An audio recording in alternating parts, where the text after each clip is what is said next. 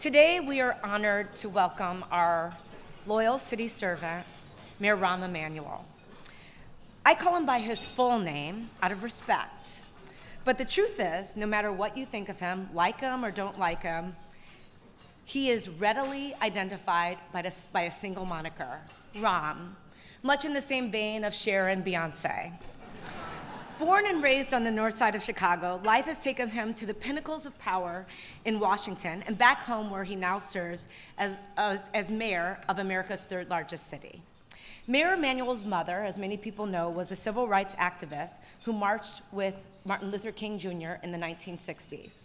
His father was a pediatrician who was a medic in the 1948 Arab-Israeli War. As the middle child of three boys, he had to fight for attention against an older brother who turned out to be a brilliant doctor and national expert on healthcare, and a younger brother who turned out to be a Hollywood mogul and an inspiration for a television show. Amazing, right? In between was a driven dancer who was offered a scholarship to study with Chicago's renowned Joffrey Ballet, but gave up his twinkle-toed dreams for a career that required just as much athleticism, balance, and finesse. I think Rahm would agree there's no shortage of tap dancing in his chosen profession. He started out as a fundraiser for Mayor Daley and quickly rose in politics. He served in the White House with President Clinton, where he played a major role in steering that administration's policies on things like welfare, crime, free trade, amongst other issues. In 2003, he became a member of Congress representing the north side of Chicago, where he still lives today. When Barack Obama was elected president, he invited Rahm to serve as his White House chief of staff. In that role, Mayor Emmanuel helped President Obama pass an $800 billion economic rescue plan that included hundreds of billions in tax cuts and investments in infrastructure, alternative energy, education, and many other worthy endeavors. We all remember that. That was the financial crisis. Rahm also helped President Obama accomplish something that none of his modern-day predecessors could get done, which was to reform America's healthcare system and help tens of millions of people get affordable health insurance, probably their greatest accomplishment. Then in 2010,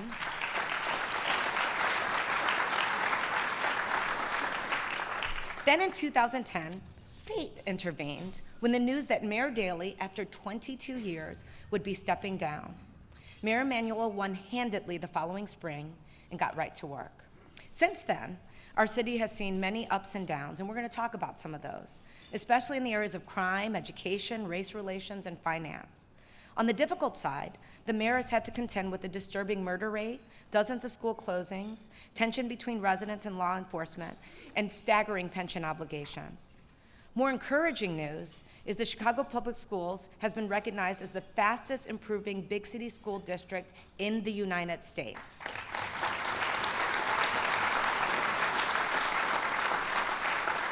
Our students are outperforming similar students across Illinois, and our graduation rate is at a record high. Mayor Emmanuel has also worked at the local and state level to stabilize city and school finances in the face of rapidly escalating costs. Through a series of very tough decisions, he has put Chicago on better financial footing. From an economic standpoint, our city is thriving, and the mayor has made a bold play to bring retailing giant Amazon to Chicago. He has also just announced a futuristic plan to build a high-speed rail to O'Hare Airport, which is also getting a multi-million-dollar upgrade. Although he has not formally announced whether he is running for a re-election next February, maybe we'll hear something about that today, I don't know, he already faces a crowded field of candidates in what promises to be a spirited election. And should it come to a war of words, we all know he boasts a very colorful vocabulary. Please welcome our mayor and my friend, Rahm Emanuel. You know, it's introductions like that, you wish your parents were here. Because your mother would be proud and your father would be amazed. I do want to say I am the middle child of three boys. And as I like to remind my brothers, middle children wrote a book. War or peace. We could do either one. So tell us which one you want to do. Obviously a middle child over here, Eric, there. Although it's pretty scary because we have this fam internet communication, all the email chain between all the brothers and all the cousins. And so Ari and Zeke sent the new article out about actually rating of where you are in the sibling order does matter, of which middle children were rated most likely to go to prison. And I just would like to say, 27 years in public service, never hired a lawyer, and I don't plan on ever doing it. Let me first of all, you all have this in front of you, but there's a piece of information today that we're just announcing now. For the 6th consecutive year, Chicago is the #1 city in the United States for direct foreign investment.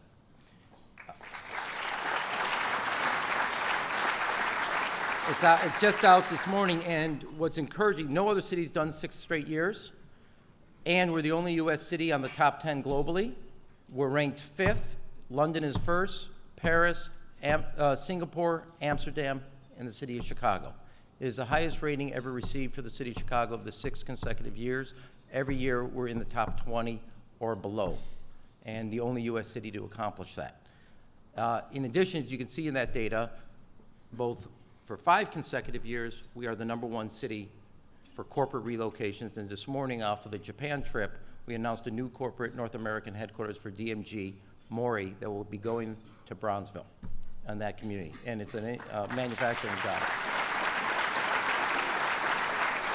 And it'll be going to the IIT Institute, and I will just say one side note before I get to the main part of my remarks, that I do believe when you look at what the University of Illinois, UIC, is doing with the new engineering school, the Kaplan Center at IIT, the new Discovery Center at the Roosevelt property, and with U of C's new engineering school, 4,000 computer science and engineers on the south side.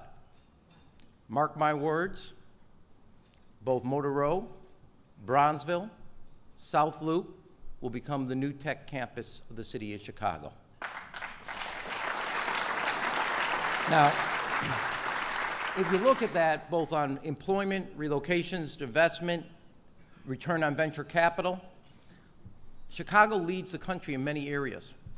Biggest drop of unemployment of any of the Big Five in the last 10 years. Biggest drop of unemployment of the Big Ten cities in last year alone. Now, I think we can all conclude that did not happen because I have a winning personality. Don't laugh so hard. It happened because we started, when I became mayor, I asked McKinsey and Brookings to come in with a study. And I said to them, what do we got to do to make sure the next 10 years are not a lost set of years?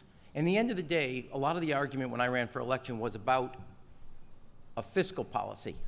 A fiscal policy is not an economic policy. It's a tool in the toolbox, it's not the toolbox. We had to have a growth strategy, which we had not had. And in the end of the day, they marked some things the same way that A.T. Kearney, when they rated Chicago, 2nd most competitive economy in North America, 7th in the world. And what's interesting, we were 7th on theirs, we were 8th on IBM, 9th on The Economist magazine. So 3 independent studies. We're the only city on that top 10 list that is not that country's either financial or political capital. So the basic economic strategy that they identified, which we also identified, what I call the 5 T's: talent, training, transportation, technology, and transparency. And if you invest in those 5 things, you can grow your economy and ensure that you are actually not only recruiting companies, but having all the growth that you need to help solve and address other challenges and meet that future. City of Chicago, outside of Boston, #1 city with more universities than any other city in the United States. We graduate 145,000 BAs every year. Boston, 150. If you drew a 150-mile radius around the city of Chicago, more level 1 universities than any other city in the globe. And you know, from Madison to Ann Arbor to South Bend to what happens here locally, we are growing in actually BA and greater population. In fact, one of the data points, we are now 39% of our population has a 4-year degree. New York is 37. LA is 33. Houston and Philly are 32 and 31 respectively. Not that I'm competitive, but that's a middle child coming out in me. We have more college educated, and in a race for talent, people are going to chase that talent. which is why we meet and always work with our universities and why I go around the country recruiting people for college kids to come here. But my goal is not just college people to come here, and that's important. That gets to training, not only our four-year institutions, but our community colleges in the city of Chicago. We have the most diversified economy in the United States. When I became mayor, our graduation rate from the community college system was 7%, the worst in the United States. I look at all the people here. We wouldn't hire out of it. If somebody said Harold Washington, Malcolm X, it wasn't a door opener, let's be honest. We aligned each school. Malcolm X, specialty is healthcare. Olive Harvey, transportation, distribution, logistics. Kennedy King, hospitality, culinary. Wright, IT. Harold Washington, professional services. We asked industry to come in and align what you're looking for when you hire so the curriculum we're teaching our kids is relevant to what you're hiring. World Bank 4 years ago came and said the city of Chicago's community college system is the best college to career program in the United States of America. And my goal is to ensure that when a company's expanding or recruiting or you're looking, do I want you to hire from DePaul, Iowa, University of Michigan, Notre Dame, Northwestern, IIT? Absolutely. I also want you to look at Malcolm X, Harold Washington, and all the other schools that are part of the community college system in the city of Chicago. They just announced their graduation went from 7% up to 23%, which is now near the national norm. And we're no longer carrying up the back of the end. And the most important thing I think I've done, I would rate in the top 5 as mayor, is that if you get a B average in high school, we're the only city in the United States that provides free community college for B students in the city. And it's the only public scholarship a dreamer can get in the United States of America. That if you struggle,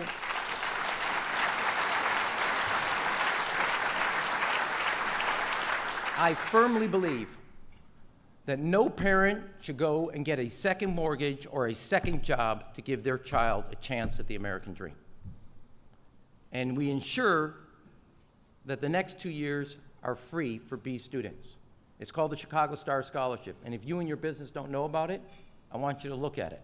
The other piece of it is, and every one of our universities deserve applause for this, if you maintain that B average in the city of Chicago while you're at the community college system, every major institution of higher learning provides somewhere between 20 to 40% off of tuition.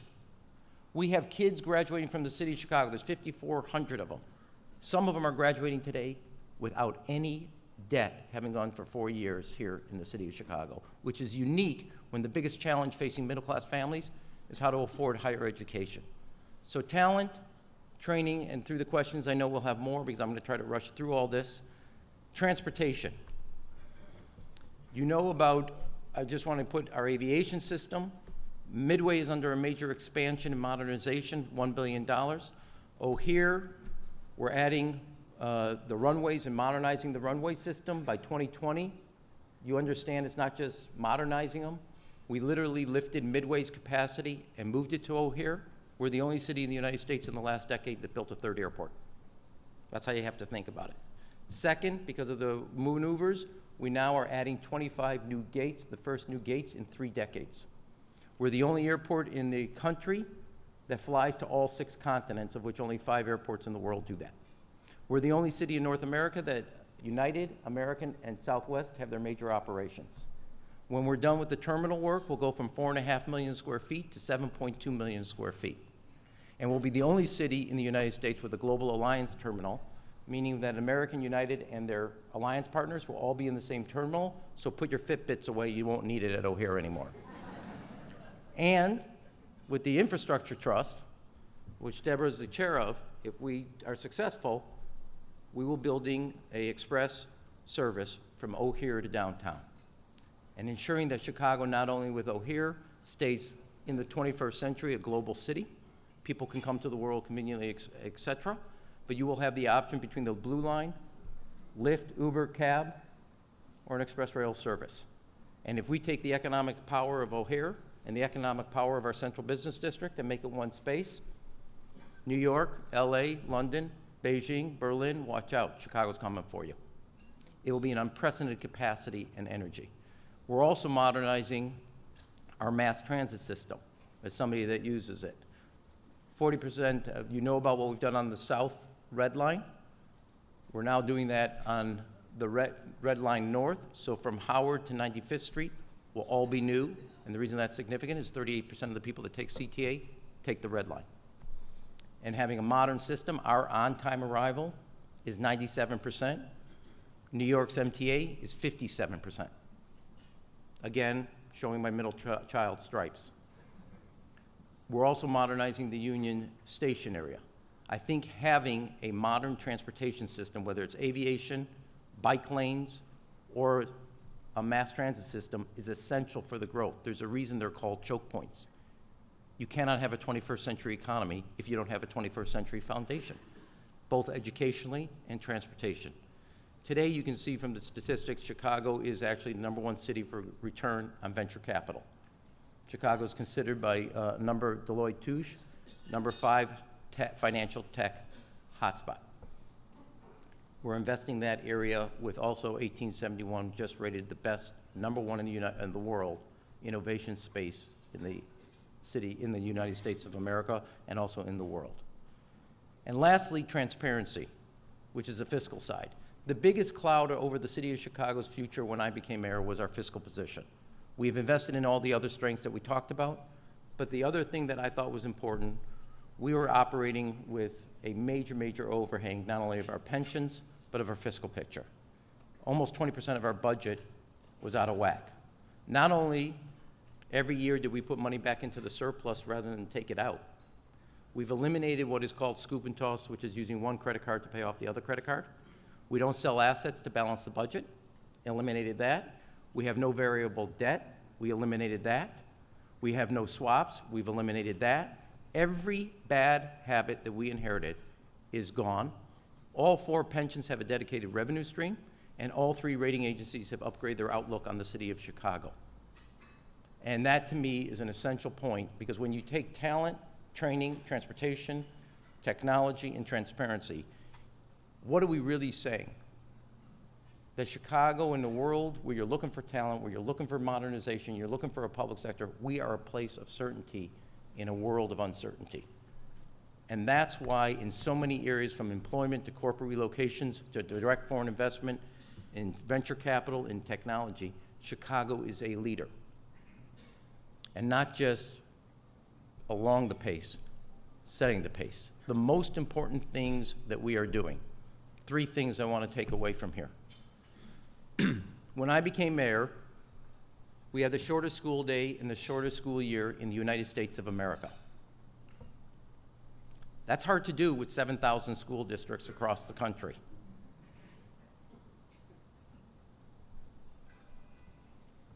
Half the kids in the United States did not even have, in the city of Chicago, did not even have a full day of kindergarten. 30 years ago, William Bennett called the Chicago public school systems the worst in the United States. As you just heard from Mellody, based on George Reardon's study at Stanford, our kids now get 6 years of academic studies in only 5 years. Our graduation rate every year for the last 5 years is 3.5 times the national average. We're going from a kindergarten, high school model, now that every child for the last 4 years has full day of kindergarten, 7.5 hours. Starting this September, we're launching a 4-year, we have the money, every year we're going to go to universal, full day, free pre-K for every child in the city of Chicago, regardless of where they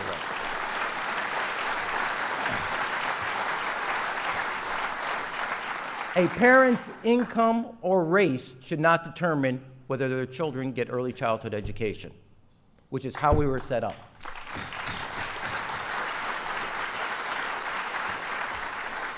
Second, I told you about the Chicago Star. Today, 44% of the people in the city of Chicago graduate high school, go to college. You know what the national number is? 44%. Urban school system, different demographics, matches the United States of kids going to college.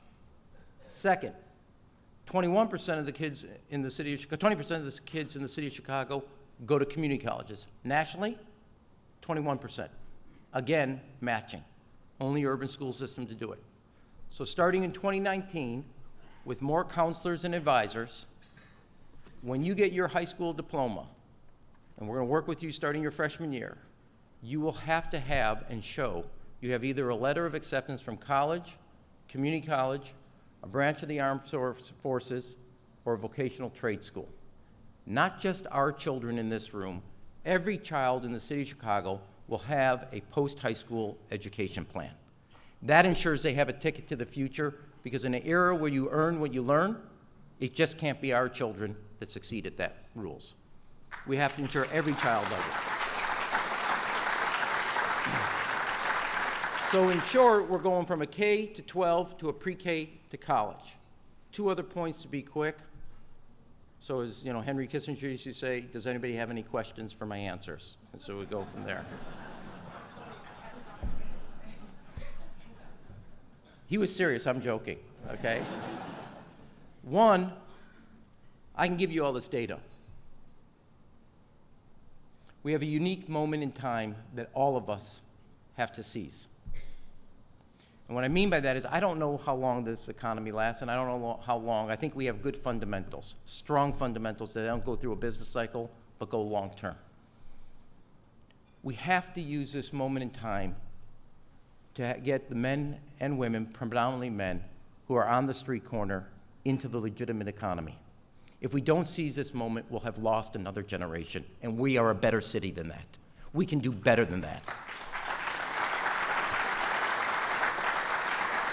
So I've asked Andy Zopp, and I'm expecting everybody, since I'll get the list of who's here, I expect all of you to participate, at World Business Chicago to organize a series of services with companies that are hiring to ensure we'll provide training, whether it's Skills Chicago, Community College, or Chicago Cook County Workforce, to whoever is on the street corner but wants to join the legitimate economy. We will figure out the training, and we will match you up. When I became mayor, people were looking for work. Today I stand in front of you, companies are looking for workers. That's a big difference. Let us not look back at this window as a city and have lost this opportunity to get people who don't want to be where they are. It doesn't mean everybody wants to, but there are people there. They're doing this out of economics, not out of a lifestyle. Let us collectively as a city take these numbers and move them to the south side and the west side. Make people who are on the outside part of the inside. Make people who see a city that's on the move and have it part of their lives. Yesterday I was at an L at Roosevelt, and this gentleman who cleans up the Roosevelt station said, I want to thank you for the Second Chance program at CTA. It's the largest in the United States at a whopping 350, which is not really good, but it's the biggest, which tells you. And he said, if it wasn't for the Second Chance, I'd go back when I got out, back to the streets. He's now working for the CTA for 5 straight years. Let us collectively, as a city, set a goal, use this window of time, this wind at our back. Whoever wants to be swept up in the success of our city, our doors are open, our hands are open, and we're ready to meet them where they are. That would make this moment in time not be counted by cranes, but counted by lives as a city. And that would be worthy of a city that makes no little plans. Thank you. I want to start off with just a really basic question, because you've had tremendous success that comes, it seems, with the Emmanuel name in some ways when you look at your family in totality. But I want to try to understand something very basic. Why do you do this job every day? Why? It sounds like you're with It's me really at 5 a.m. Well, I've seen you at 5 a.m. No, well, here's, yeah, I on know. the lake. Yeah, when you're running, I'm biking over. So, look. Biking's easier. Not when you're on your way to swim in the water. So here's, it's not one answer, okay? Can you hear? Is this on? Okay. It's not one answer, and there's a couple things. So I had I've never I'm going to quote somebody else, but this is the reason. So for Leia's bat mitzvah, I took her to Israel, just me and her. That was going to be her bat mitzvah gift. Leia's my baby, who's on her way now, free at last. No, she's this summer. And, this is not normal, but I know Shimon Peres when he was alive, so I take her in to meet the president of the state of Israel, who was there at the creation, same age as her grandfather. And in that deep Lithuanian accent, he goes, Leah. There are two books in life. There is the history. Now, she's used to hearing this because her grandfather speaks the same accent. There's the history book and the guest book. And now, as you are bat mitzvahed and an adult in the Jewish faith, you must choose which book your name goes in. I don't want to be a guest. I want to make a difference. This has been, and I think that's one, and I want to make a difference in the lives of other people. And second is, you know, when we grew up, if you could call the way the Emmanuel boys were raised as growing up, but as we grew up, you know, you mentioned my mother ran CORE here in Chicago, Congress on Racial Equality. My grandfather and grandmother lived with us. My grandmother on my father's side lived with us. And family dinners were big discussions, more yelling than discussions, about current events. And it came into my sense of doing something in politics, in public service, and giving something back, because as an immigrant child and an immigrant grandchild, you know, this is the greatest country in the world, and we owe something back. And I think I've been really fortunate to not only work for two great presidents that I admire, be elected, you know, in Congress from a city that usually defines politics by ethnicity. You know, look, before I got elected to Congress, the members of the North Side were Dan Rosikowski, Roman Kuczynski, Frank Annunzio, Rob Blagojevich, Rahm Emanuel. Now you tell me which one doesn't work there. And I got a chance to get elected by people who looked past differences to make a difference. And I love being able to make that difference. And I'll just tell you one story. So the Chicago Mercantile Exchange co-invests with our Chicago Star Scholarship. So we were making the other announcement. They give $5,000 to kids who go from the Star to the Star Plus.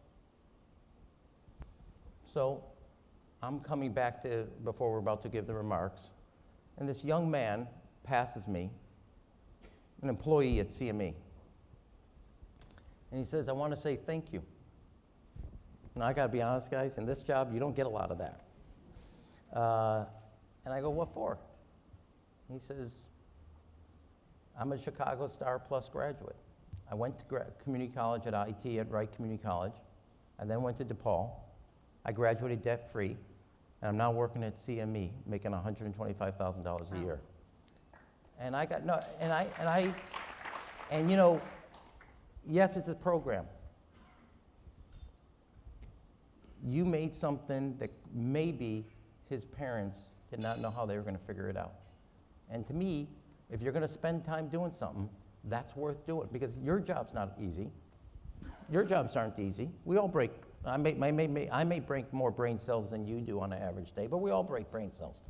To me, if you're going to break brain cells, that's worth breaking brain cells for. That's what I love doing. So there's so much in there, and I want to go to a couple of issues. So you referenced child of immigrants, immigrants, you know, that's been a part of your story. I mean, you have to go there on the immigrant story then. So talk about this moment in time around immigration and how that looks to someone like you.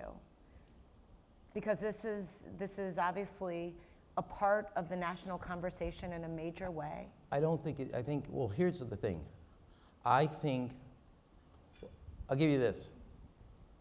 Do you know how many languages are spoken in the Chicago public schools? 140. I've been to schools where you have literally, like on the northwest side, 22 languages, and they all said, when we were doing an addition, they all went up in their native language and said, we want to thank the mayor. And this was happened to be, we're doing an addition. And I really wish the rest of America saw this. People from over the Pacific, people from the other side of the Rio, people from the other side of Atlantic and the north and south end, all together with one mission, an education. Different languages, different cultures, all proud of it. But they were all children of parents who knew an education was important.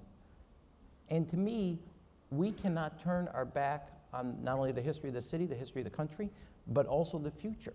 What kept America young is people kept coming here. I think this is not a conversation, Ashley. I think this has become a xenophobic policy by this president.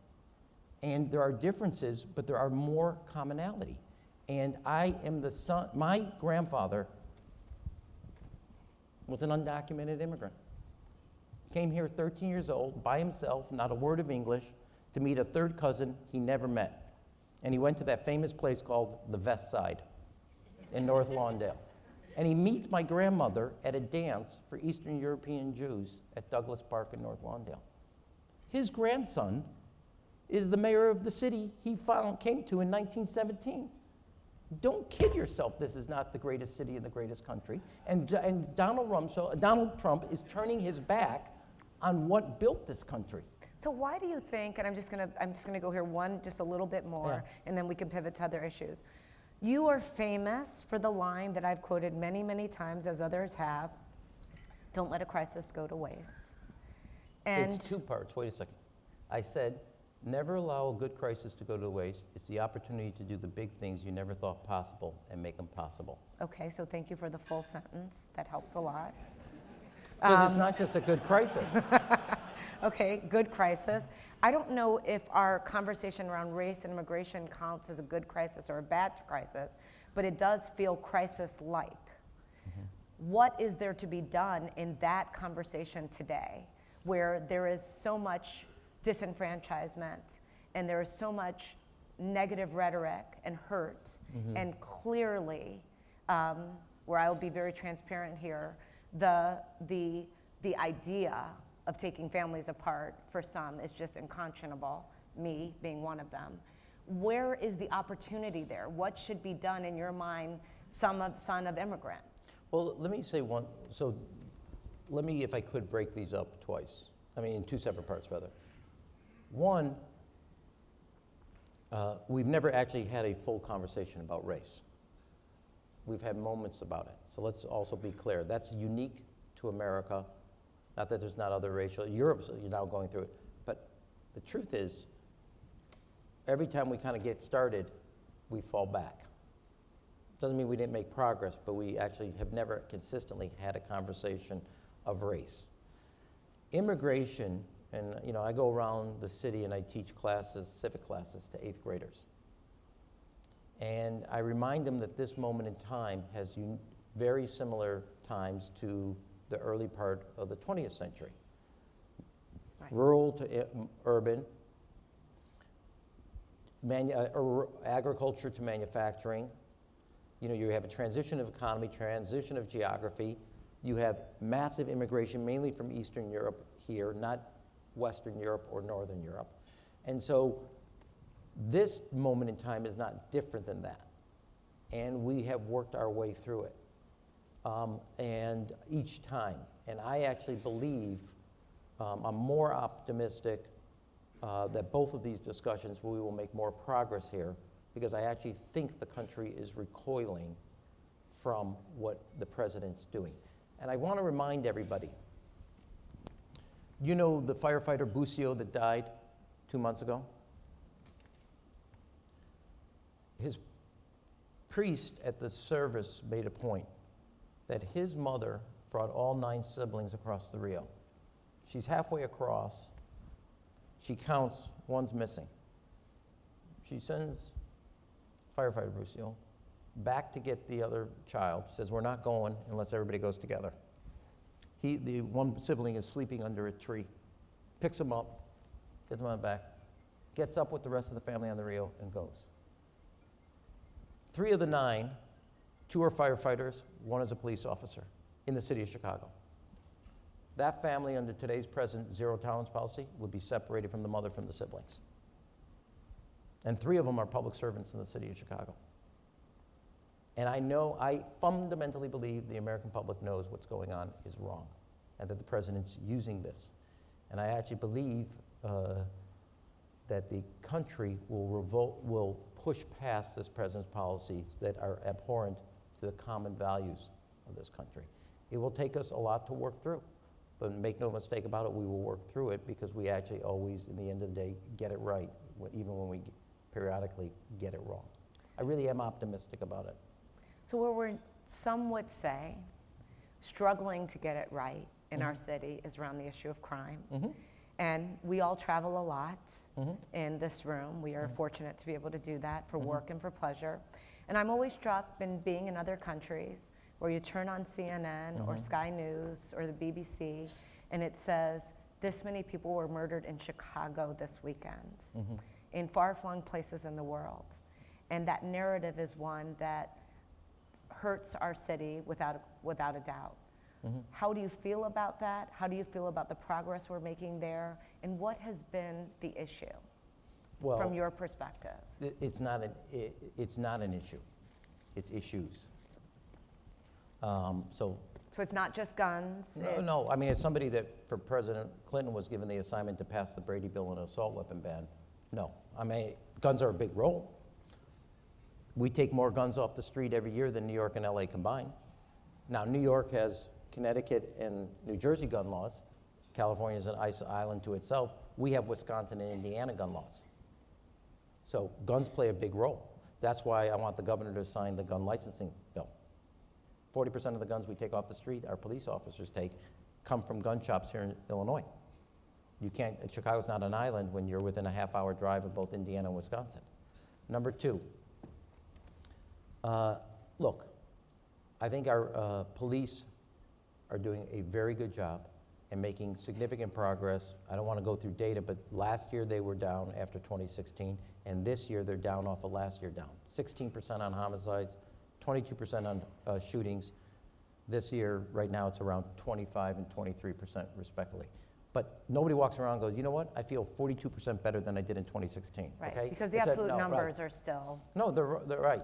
So the second thing, what I think is essential, is we went from 14,000 summer jobs this year, 32,000 summer jobs, the most in the country. Every week I have lunch with these kids. And I don't want to take a lot of time on this, but we're doing a very big innovation piece where we'll work with somebody 2 summers in a row in healthcare and then ask a hospital to hire them. So we will train in the public sector for 2 years and then ask the healthcare profession so they can work in the private sector. We're going to do that in transportation. We're going to do it in all fields, so it's more of a career base than just a job. We've expanded after school by 115,000. Every budget, I put $1 million or $2 million more in that. We're the first city also, which is showing real promise in a thing called BAM, Becoming a Man, and WOW. 7,500 young men are in a mentoring program, 8th, 9th, and 10th. And I'll tell you today what Amazon told me, give me one social issue or one issue that you would like us to be totally vested in. And I would like to take I told them like this, take the mentoring program from 8th grade down to 3rd grade. We have now this is me as a father of 3 children, obviously one of them is a son. And I've watched my kids, I'm immensely proud of the choices they're making, not just the schools they're going. I have become, as a mayor, evangelical about family. And it can't be a topic we get scared of. I don't care 2 fathers, I don't care 2 mothers, I don't care if 2 fathers on Monday and Tuesday, 2 mothers Wednesday, Thursday, and Friday, I don't care. But we have to be honest, family matters. And our kids are yearning for them. And my biggest hero is a single mother that does it well. It's an incredible thing, but we have to be honest about our kids need structure, they need role models, they need positive reinforcement, whether that's after school, summer jobs, coaches, teachers, but they also need mentors in their life. But family is the hardest part in this equation. No, let me go through the whole thing. There's guns, as you said. It is the hardest part. One is because we don't want to have a conversation about it. But also government has limited roles in pushing the family theme. You can do a lot of the other themes in a much more policy nature. No, well, that's what BAM is about and WOW is about. I can't do it. But that doesn't mean I walk away. So I want to say this to the private sector. We started, UFC gave us this program. We've built it from what was 180 kids to 7,500. I'm going to give you 2 anecdotes. One is when President Obama set up My Brother's Keeper. So when he's coming to Hyde Park High School, I said, look, I've participated. I want you to participate in a BAM circle. He says to me, you need that, I don't. I said, okay, since I was your chief of staff and I separated from my family for 2 years, you owe me 1. I want you to do it. Just 1? Yes, well, just 1 for today, and then I have 1 tomorrow, okay? I said it was on a daily, I wasn't saying an annual.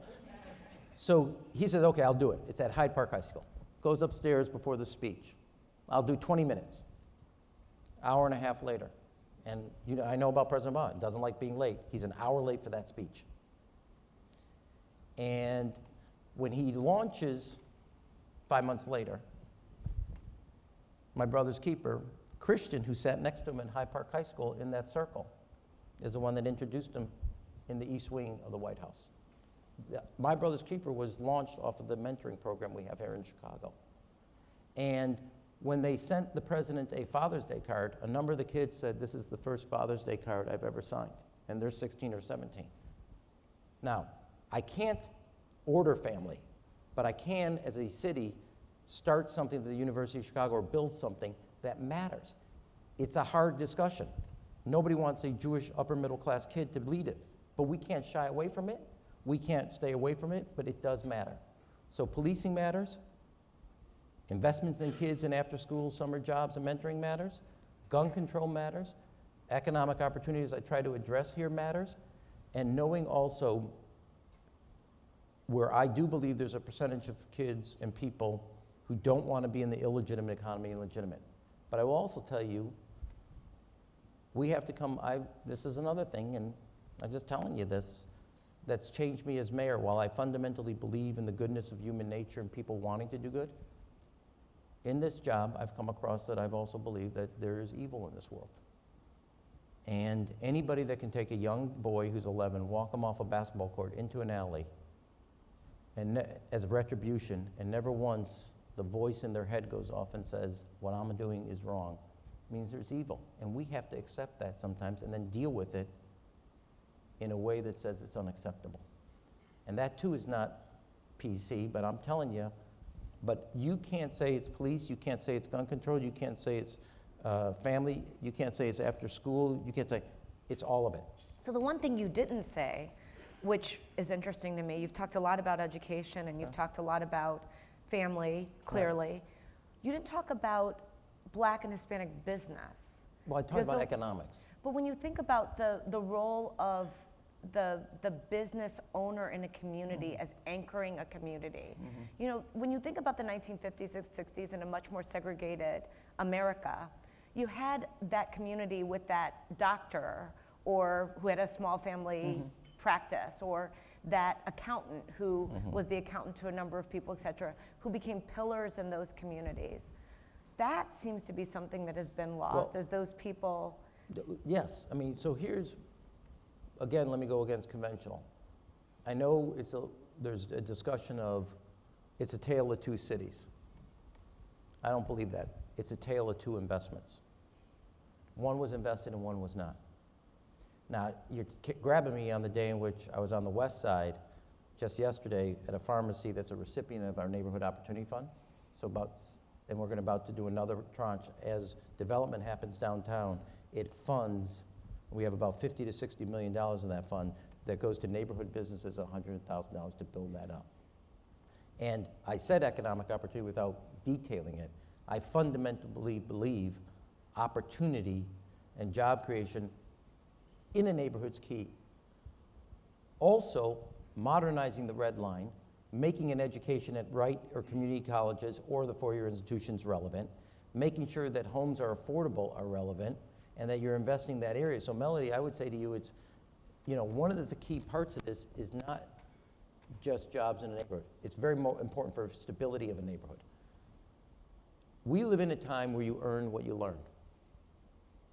One of the most important things I saw when I was President Obama's chief of staff, in the height of the recession, we're losing 800,000 jobs a month. It's 11%. The unemployment rate for people with a four-year degree never exceeded 4.7%. In the worst recession since the 30s. So what you earn, or what you learn, is key, which is why the push not only for better high school graduation, but also making sure that high school is not the end of the road, but actually a milestone. And so jobs locally, and the ticket, passport, and visa to jobs anywhere they go. That's what you have, that's what I have, that's what all of us in this room have. We have a visa that gets you anywhere you want to go in the 21st century. It's called our education. And the reason I have bled what I bled for our public schools even when people disagree with that effort, because I know how important that is to success in the future. Is that your highest priority? If you It's the only reason I ran. Okay, so it's education. You I did wanna not, I gotta be honest, I know that a lot of the debate was about pensions and fiscal stuff. That's politics. But it's livelihood too for people. No. I mean, my side fixing it. Right.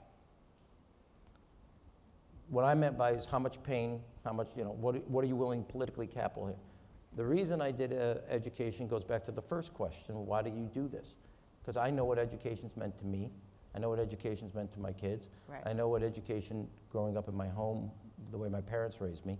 And I believe the public school system can actually give tickets to our kids regardless of zip code, race, or economic background. And I want everybody who has proud of the city and takes a stake in it. We're by no means where we need to be. No means. But you should not lose sight of the fact that the city of Chicago, for 5 consecutive years, graduation rate from its high school is 3.5 times the national rate. Not once, not twice. That Shorten Reardon, the leading education demographer, says that children in the city of Chicago get 6 years of education in only 5 years. We as a city have embarked from the time William Bennett called this the worst school system on a 30-year process to fix something, and you're finally getting results that match the effort. So and what to would me, be, that's worth and what would be fighting where for. you'd say you would be giving your own self a high five?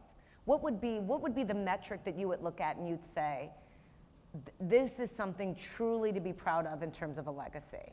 Is there a goal? Is there a what are you focused on in terms of an outcome? Progress, or is it more specific than that? I can give you all the data. No, but not what happened, but what do you want to happen? Are you waking up in the morning and saying? I'll tell you this. Yeah. So I was at UCAN on the west side with Alderman Michael Scott yesterday.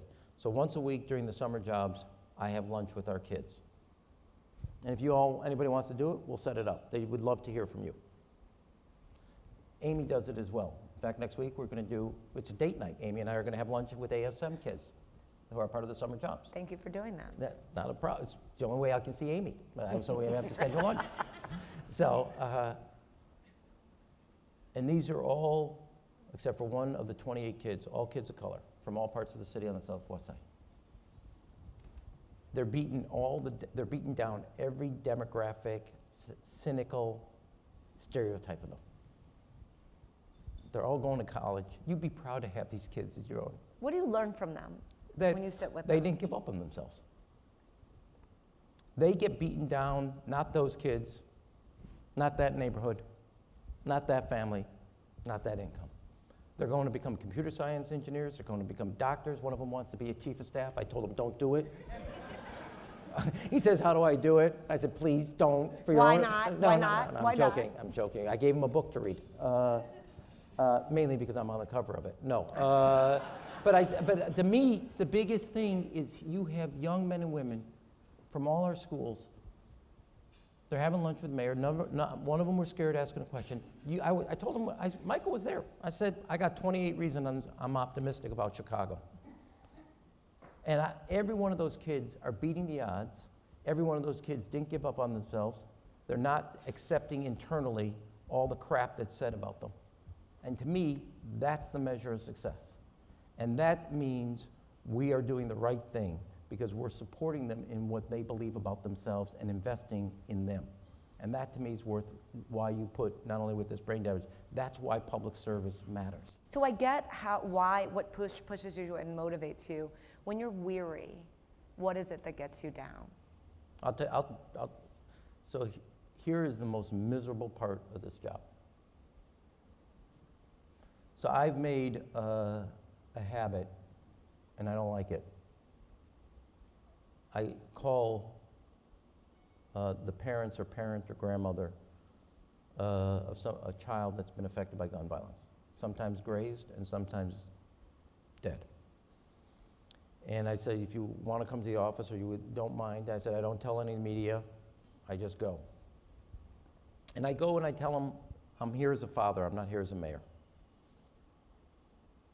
Everything we do in life is to protect our kids. Right. And I would be so devastated if anything happened to Zach, Alana, or Leia, knowing that I couldn't do as a parent what I'm supposed to do. And it is the most miserable thing in this job. Because all you have is a shoulder. And I'm in awe that they can, like take the Pendletons. I told them this, Cleo. They set up an organization that helped turn other kids' lives around. Now, it's not about their daughter, it was about the shooter. Right. I gotta be honest, I don't know if I would be that generous a spirit. I don't think I would be.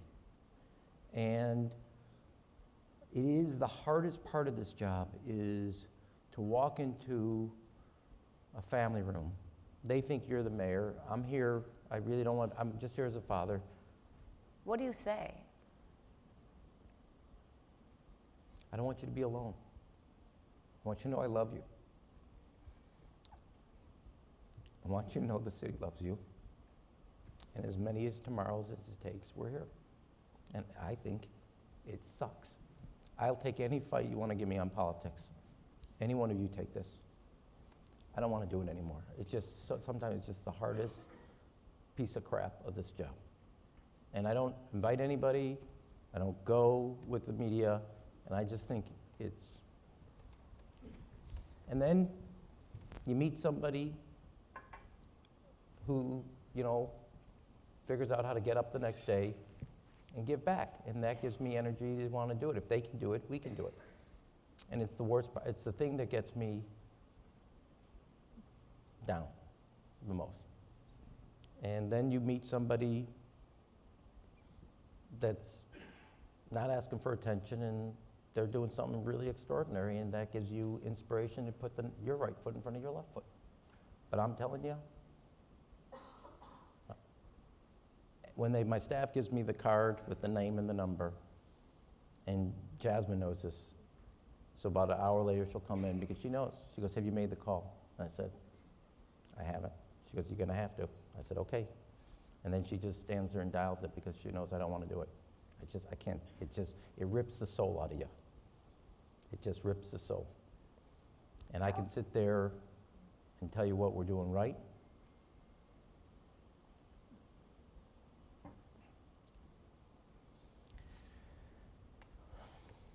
And then we have a lot of work to do as a city. So and thank you for being so authentic there. It's unimaginable that you would do that regularly. So I, for one, am grateful and appreciate it. I think it's important. None of us can imagine losing a child. It's one thing if you lose them to health or something. To losing something so senseless, and to let them know that for that moment they're not alone, I think is an important thing to do. And some of the mothers, like one who had recently had a trial, I called her to just check in because I said, I know reliving this must be painful, but I want you to know I'm thinking of you. So when you think of whenever the day is that comes when you don't do this anymore, how long do you think that'll be from now? Do you have any idea? Is that so 5 years? No, Like you know what? that, Here's or longer. Look, no. Here's the thing. This is not. I don't rate what I do based on how long. I rate what I do, or want to do, by whether I got the job I think done, and whether I still have the oomph to do it. And if it was up to me, I wouldn't have taken President Obama's call to be chief of staff because I wanted to be congressman.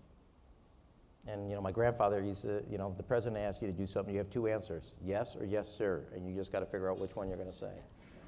And so I would just say to you, my thing is the way I measure and what I want to do as mayor is to make sure I know the world I inherited, I know what I sent as my mission, and I know that whenever the day is that I walk out, I've got to look at it and say, I've made the city better, I've built a foundation. I'm not here to do this and only this and whatever, but my job is to make sure we're all writing a story. There's many more chapters to Chicago's future. I'm writing my chapters, and my goal as mayor is that whoever, and there will be somebody else that comes as mayor, they'll have been said, thank God that mayor did that so I don't have to do it. And that's it. So whatever time that is, et cetera, that's not, I don't judge it on time, I judge it on having created a better foundation for a better future for all of us who call Chicago home. And that's how I'll judge it. There's also annual times I judge it, but I'm not going to tell you that, no. Ladies and gentlemen, Mayor Rahm Emanuel, thank you very much.